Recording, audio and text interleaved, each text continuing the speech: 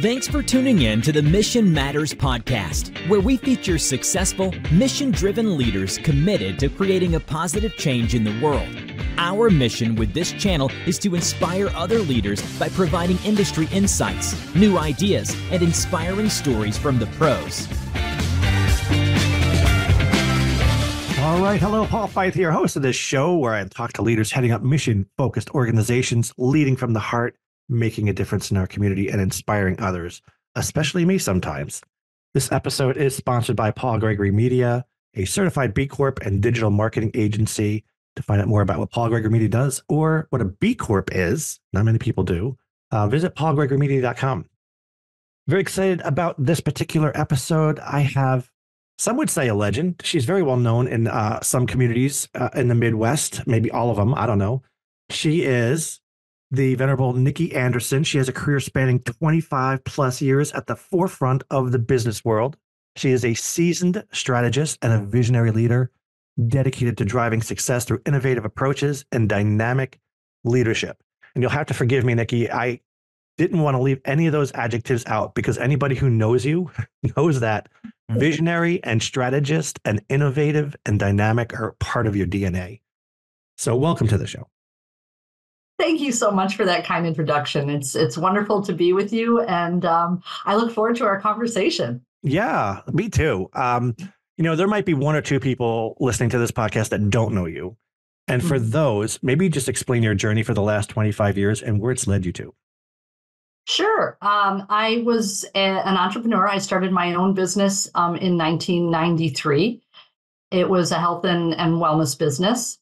I started off, as a trainer, as a fitness trainer, and it evolved into a very successful speaking and writing career. And when I say the successful speaking part of it was because I was one of very few women at the time that owned a fitness studio or club at the time. It was pretty much male dominated. So I got to go and speak about business ownership in the health and wellness field from a woman's perspective. I really enjoyed that and authored a few books during that time. And around 2012, I felt like I had done everything that I could do in the industry. I wasn't really crazy about the direction it was taking at the time. So I said, I think that the time is now. And in 2012, I sold it and then found myself being called to the Chamber of Commerce in Naperville, which I was a member. I actually sat on the board of directors. I wasn't really sure if it was a good fit until I realized how it had benefited me and what it had gave me as a new businesswoman. I think many people in the chamber knew who you were, right, at that time, because you did some talks. Yes. And I remember that when you had your studio. Yeah. Thank you. And it was a great time and an incredible learning opportunity for me. But that's leadership. You never stop learning. And so I decided to take the position at the chamber. I was the first woman in their 112-year history to lead the chamber. They had been through six leaders in, I think, 8 years. So I came in at a really challenging time, but also a time for incredible opportunity. And I knew that I didn't want to stay forever. So I said, look, I'm going to give you 5 years. I'm going to come in and I'm going to do what I can to turn the ship around. And then after that, I'm on my way, because I do love doing that. I love, okay, what's the solution to the problem that we have? And and we had the privilege of working with PGM and helping. That was part of turning that ship around, is really refreshing our image as a chamber of commerce.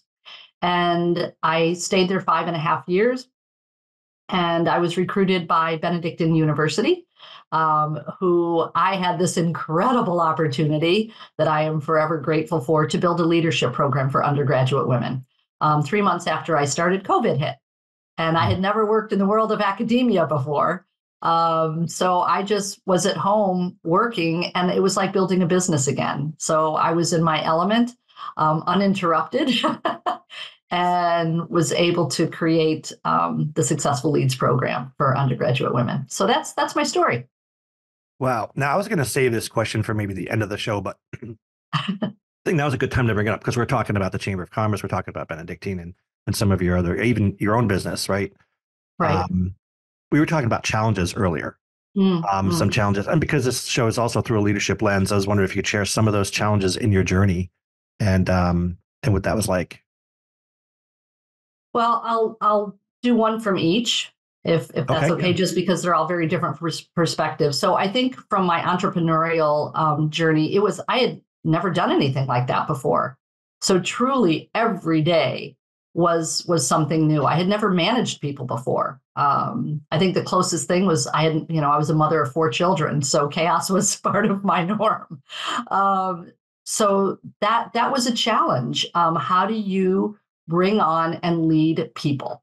How do you bring people on and have them buy in to your vision? And so that was a really interesting time for me. I think I did well. My turnover was low in the 19 years that I owned my business. So that was probably my biggest learning curve, was how to attract and retain and manage good people. The second, when I went to work for the chamber, was okay, now I'm jumping into this organization with employees who have not had leadership that they trusted. Mhm. And how do you go in and build that trust amongst this group of people that are looking at you going, oh, here we go again. Here's somebody else coming in and trying to fix, um, you know, things in their mind may not have even been broken, but some leaders feel compelled to fix things just to fix things. Sure.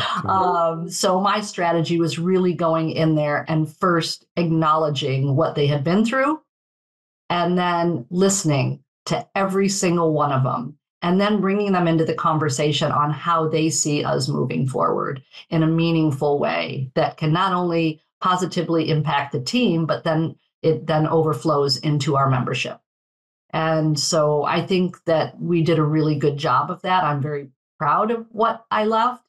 And I think part of what stands out to me that my team noticed was how passionate I was about our members.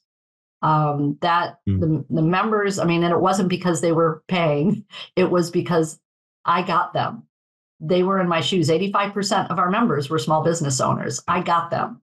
And I knew how important it was to support them in any way that we possibly could. And so that was something that my team got. And so together, it was really about the focus of our members. Yeah. And then my last position was being an employee for the first time in years, Oh my. and Okay. going from having to manage people and the company and looking at the P&Ls and making sure that everything's going as it should, to going to work and going home and going, I'm actually going home and don't have to worry about anything. It was a challenge, trust me. Oh, well, yeah. I mean, on both sides, right? Whether you Yeah, own a business yeah, or you're an employee, there's a blessing and a curse to both, right? for sure, for sure. Yeah. So those are my challenges. Yeah.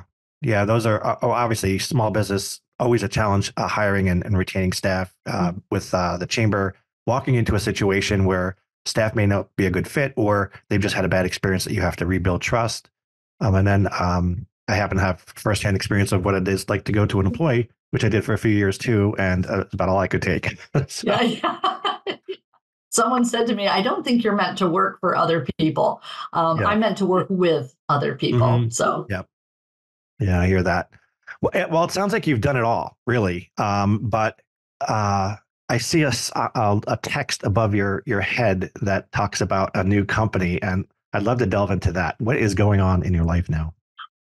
so, part of my life has always been making sure that my actions are aligning with my values, right? Am I living my truth?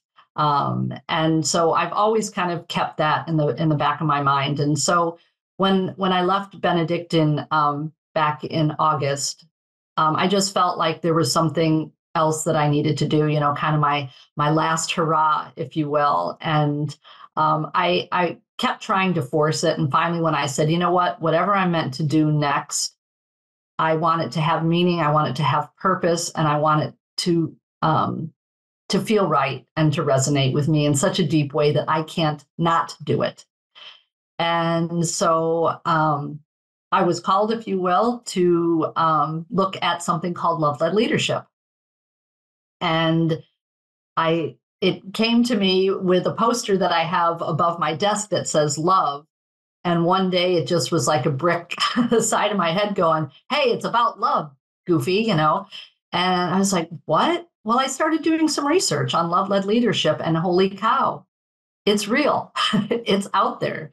There have been academics that have studied the impact of power-led leadership. There are researchers. Harvard Business Review has many articles that that focus on leading with love and the impact that that has. And I truly was blown away by the research that has been done. And yet, when I've mentioned it with a few people that I've shared my next chapter with, they go, I've never heard of that. And yeah, it's new to me. Yeah. And but you were saying that even most of these things that you've been reading or finding are not even by women. No, that there was a TED talk about leading with love by a gentleman. I can't recall his name right now. And that kind of started my search. Like, where are the women? Because one would think love-led leadership is the softer side of leadership, which I say it's the only side of leadership. And I was surprised to find that the books that were out there, the articles that were out there, typically quoted men, or the books were by men. I recently have found a couple books by women that I was excited. I found another woman that is doing something similar in the medical industry in Canada about love-led leadership. So it's out there. I was just very curious that how come we're not talking about it? There are large companies that are utilizing love-led leadership. Herb Kellner, before his death, I think in 2018, he was all about love-led leadership. Boingo, there's so many that now I can't think of any of them, but there are companies that proudly talk about the power of leading with love. And the thing is, leading with love is just caring about your people in a meaningful way, caring about their well-being. Not just are they getting that project done on time, but how genuinely are they doing? And research shows that when you genuinely care about people, engagement increases, creativity increases, productivity increases, and the biggest surprise of all, profit increases. And attrition lowers. Yes. Probably. Yeah. Right? Yeah. Retention. Yeah. Because now they're feeling valued in a way that they haven't probably before. So we need to unpack this just a little bit, right? Because you're saying that there's a lot of research out there. Maybe not enough. Maybe you're going to be the one that leads that next chapter of research. So let's talk about how this will manifest itself first. How do you build a company around this love-led leadership? Oh, I love that you said that, no pun intended, that, maybe this will not only get the conversation started, but really looking into to being part of the research. And so again, I have just kind of, like I said, I was kind of called to do this work. So I've just kind of gone with my intuition and what I feel is right. So the company that I'm building is called L3. Leadership Consulting, and the L3 stands for self, team, and community. You cannot successfully lead others in a love-led leadership type style if you don't first have that self-love and compassion for yourself. And then from there, once that has been established, or even just the awareness, like, how do I treat myself, right? What kind of messages do I tell myself? If you screw up a project, you're an idiot, that self-talk, that kind of stuff. So I do a couple of assessments. I do an EQ assessment and I do a self-compassion assessment. The self-compassion assessment is by Christine Neff, PhD, who does a lot of work in self-compassion. She's got an amazing book out all about the power of self-compassion. So once we go through that, then we start talking about what the mission of the organization is. And is the mission of this organization, because we have to assume that many of these leaders, these may not be their own businesses. So they are working in an organization that has this set mission. Does this mission align with the work that you want to do that you feel is meaningful and impactful? And so once that's established, if the case is yes, is then figuring out how that looks on a day-to-day basis as a leader. What does leading with love look like? And so there are principles to leading with love that I have created, and looking at those principles of love. And then I also have this checkpoint of love in action. That is, before you make a decision, when you look at this, before you have a conversation with someone, do you look at this love in action? And I won't share it now because it's still, I'm still But is it like a tweaking it. filter? It's, you know what it's like? And it was inspired by the Rotary 4-way test. Ah, okay. Yeah. Measure everything against that. Right? And so as you're making this decision, and if you look at these love and action points, are they in alignment? Right? And so it really is more about leading by example and what you do every day and how that impacts. So the 5 actions that I've put together, I call it love in action, is how are you showing up for your team? How are you having conversations? How are you having a tough conversation? So all of these interactions, if you look back on the love in action, will help kind of set that stage. How are you showing up for your team? How are you showing up for your vendors? How are you showing up for your customers? So I was just talking about the importance of using the love and action points to help guide your day-to-day interactions. But the point that I wanted to make is that love-led leadership isn't something that's one and done. It's ongoing, and because it's hard to do. Love-led leadership isn't about what you give and what you get back. It's simply about how you show up, how you interact with people. What you get back is irrelevant, to be quite honest. It really is about a genuine care for another human being's well-being. And that comes through in conversations. It comes through how you respond, paying attention to, oh, I understand your daughter's been sick. I hope she's okay. Or I understand you celebrated an anniversary. Little things like that do matter to people, that show that they are valued, that they are an important cog in this wheel of business. So it is a relatively new concept, I think, not for the mainstream anyway, right? So if you're going to be providing these detailed principles and filters and tests to say, here's how you need to show up, and to really be genuinely interested in somebody, you really can't care about what you get back. Yet, I could see a lot of business owners thinking, hey, I've never heard of this before. And if I want to embrace it, because it does sound kind of nice, right? I mean, why wouldn't you do this?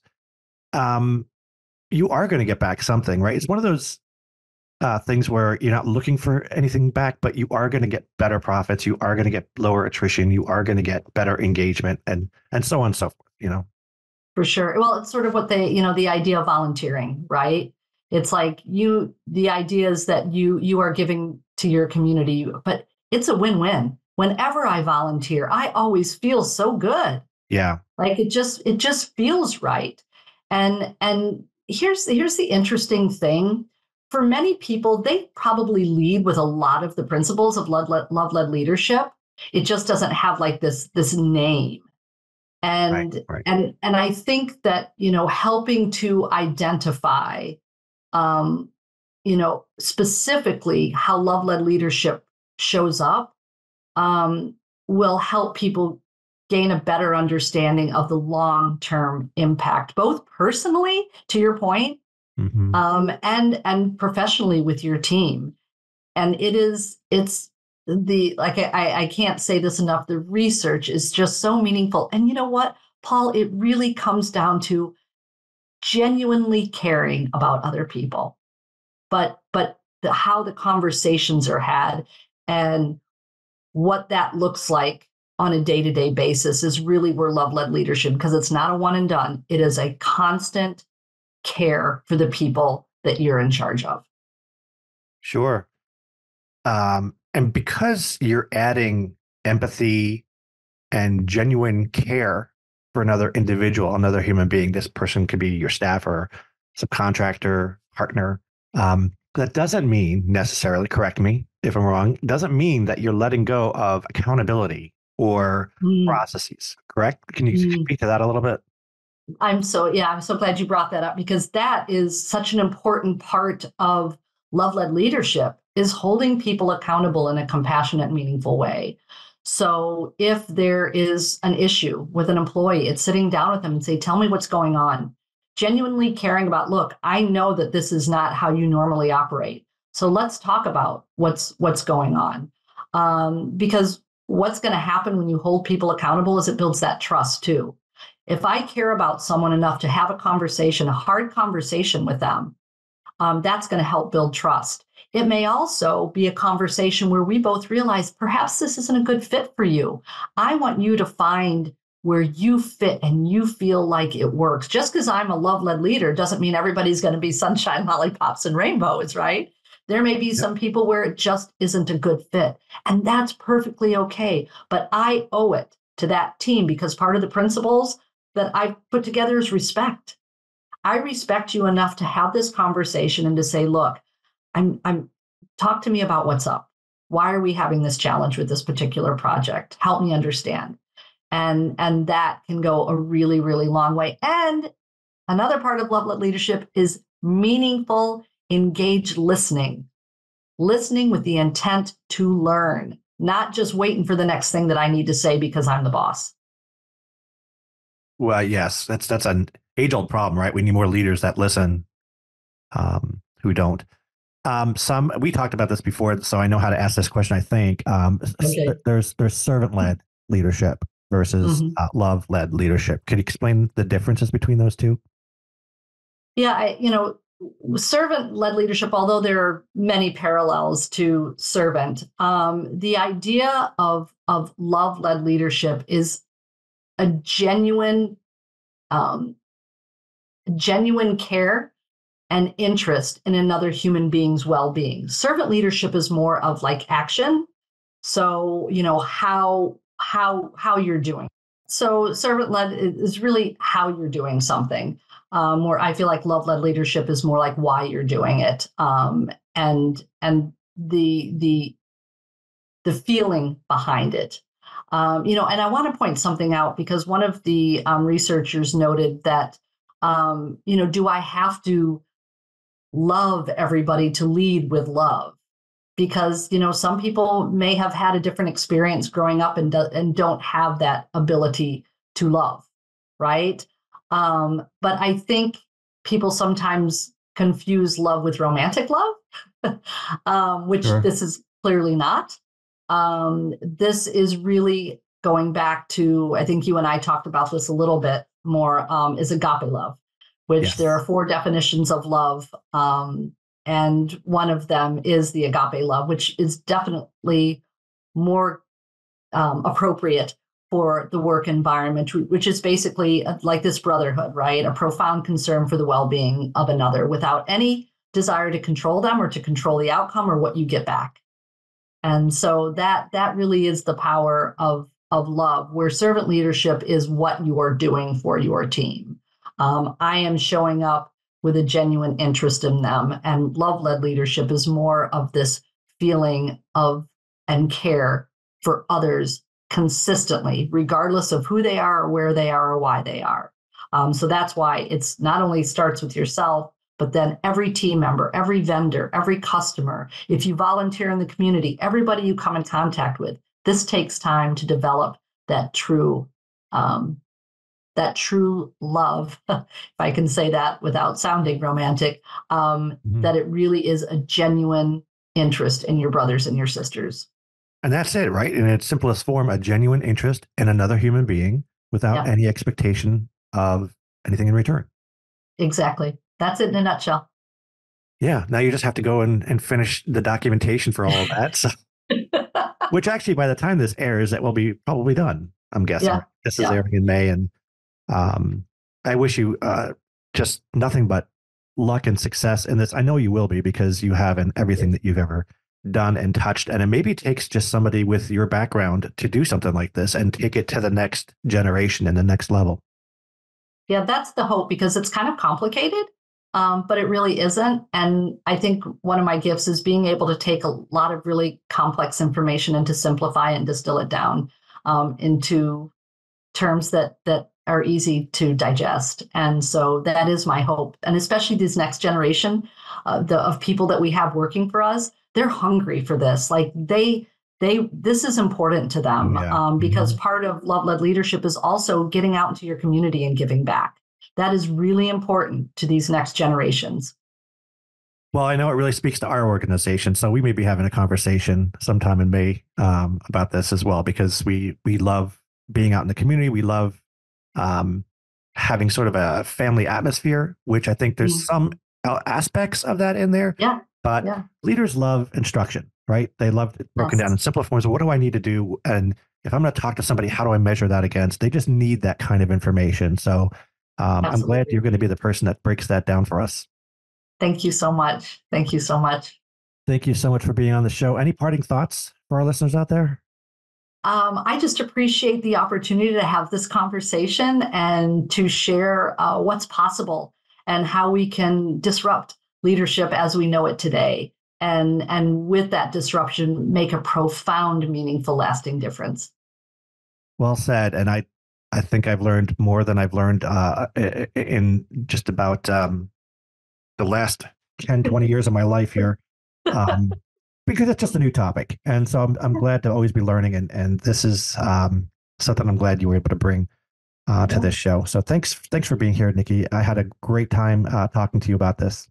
Thank you. Thank you. It was fun. And I appreciate you being one of the voices to kind of share this next chapter.